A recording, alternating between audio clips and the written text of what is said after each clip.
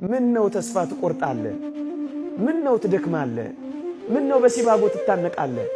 ምን ነው በረሃ ለበረሃ ትንከራተታለህ? ምን ነው ሱስ ውስጥ ትገባለህ? አባት እያለ አባት እንደሌለው፣ ተመልካች እያለ ተመልካች እንደሌለው፣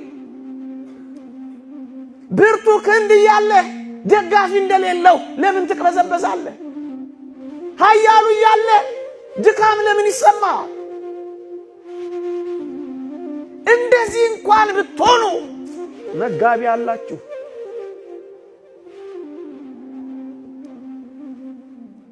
አጉራሽ አላችሁ፣ አልባሽ አላችሁ፣ መካች አላችሁ። ይህንን ነው ማየት ያልቻልነው። ተስፋ እዩት። ምን አለው? ምን አለው? ያቺን የሉቃስ ወንጌል ምዕራፍ 18ን ሴት አላያችኋት? የምታስፈራራባት ባል የላት፣ ሞቶባታል። እምትማርክበት ውበት የላትም፣ ደምግባት የላትም፣ አርጅታለች።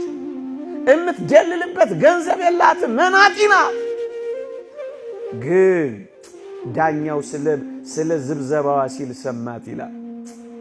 ምንም ነገር እንኳን ባይኖረን አጥብቀን ከጸለይን እግዚአብሔር አባታችን እንደሚሰማን አታስታውል? እግዚአብሔርንም ባልፈራ ሰውንም ባላፍር ስለ ጭቅጨቃዋ ብዬ እፈርድላታለሁ ያለውን ጨካኝ ዳኛ አስመሰልከው እኮ እግዚአብሔር።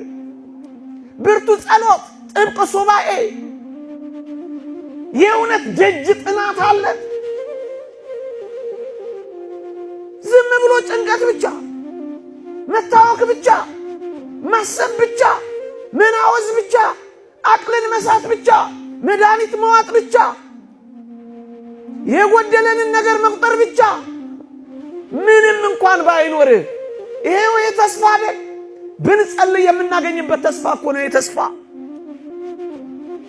እግር ባይኖረን፣ አይን ባይኖረን፣ የምንበርበት ክንፍ እንኳን ባይኖረን ለካ መጋቢ አለን። ተስፋ አትቁረጡ ወጣቶች።